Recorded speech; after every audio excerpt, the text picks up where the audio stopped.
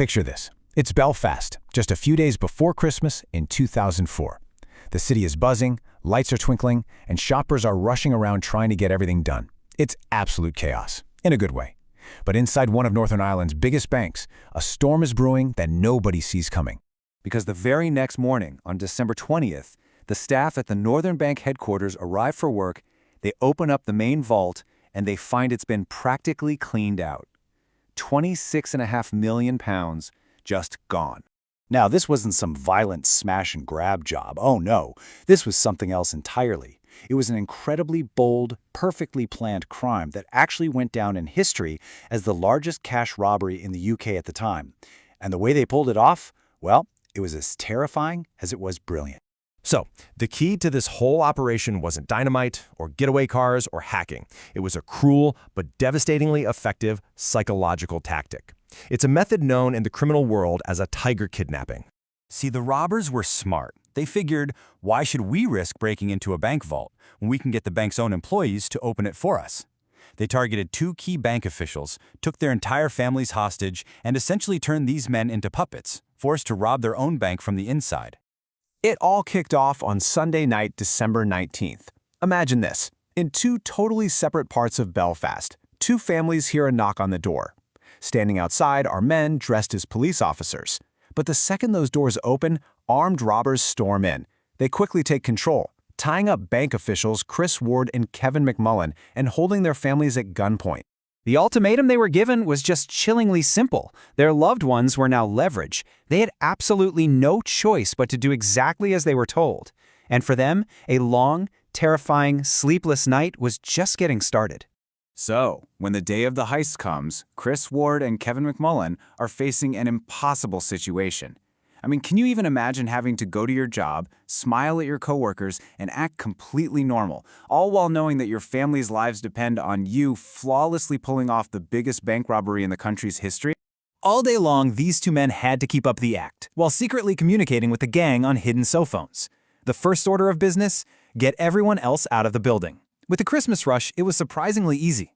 A simple, hey, why don't you guys get a head start on the holidays, worked like a charm. By 6 p.m., the bank was empty, the doors were locked, and they had the vault all to themselves. And get this for sheer nerve.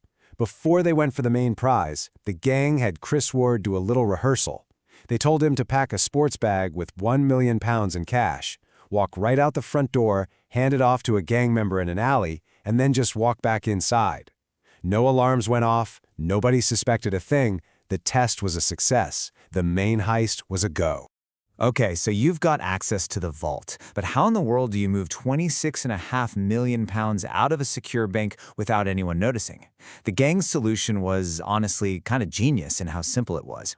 Ward and McMullen started loading all the cash into these huge containers, but then they just covered it all up with piles of office junk. Old files, trash cans, even broken chairs. So to any security guard watching on a CCTV monitor, it just looked like a couple of guys doing a big pre-Christmas clear-out. They were hiding millions, literally in plain sight. Twice that night, a plain, unmarked white van backed into the bank's loading bay. Ward and McMullen told security he was just there to pick up the rubbish. For about 15 minutes each time, they calmly loaded the trash into the van. By the time that van pulled away for the last time, over £26 million had just melted away into the Belfast night.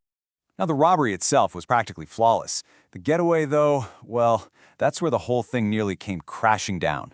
Let's take a look at what happened right after the money left the bank.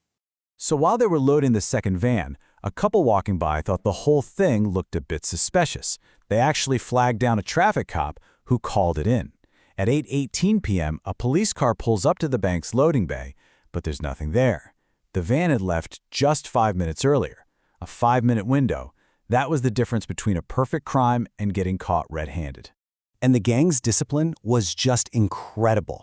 Back at the Ward family's house, the robbers who'd been holding them hostage all day didn't just bolt. Nope. They did a full forensic cleanup, wiping down every single surface they might have touched. They even took their used teacups with them, leaving behind 0 DNA evidence. Hours later, Kevin McMullen's wife, Karen, was driven out to a remote, pitch-black forest. Her captors just left her there, blindfolded, in the freezing cold. Once they were gone, she managed to get free and ran towards a light she saw in the distance. And just like that, Karen McMullen became the very first person to officially let the authorities know that the Northern Bank had just been robbed. Once investigators finally got inside that vault, they started counting the losses, and they found a really critical detail. Of the £26.5 million that was stolen, a huge portion of it, over half, was brand new, uncirculated banknotes that the bank had printed itself. The rest was just a mix of old, used, untraceable bills. This turned out to be the bank's trump card. See, they had the serial numbers for every single one of those new notes, so they immediately published all of them and announced that they were now invalid. Just like that, in a single move, the robbers' biggest prize, £16.5 million, became completely worthless. They were sitting on a mountain of useless paper. So you'd think with most of the money now basically useless, catching these guys would be easy, right? Well, that's where this story takes its final and most baffling turn, because to this day, the crime remains officially unsolved.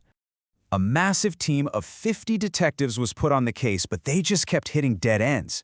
The sheer professionalism of it all, the way it was carried out with what police called military discipline, led to all sorts of speculation about who was behind it, but no hard proof ever came to light.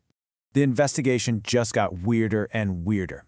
About a year later, £50,000 of the stolen, traceable money was just found, stuffed in the toilet of a police social club. How'd it get there? Nobody has a clue.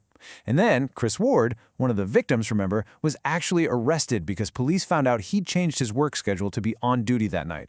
But he was eventually released. They decided it was just a really, really strange coincidence. And that's pretty much where the trail goes cold.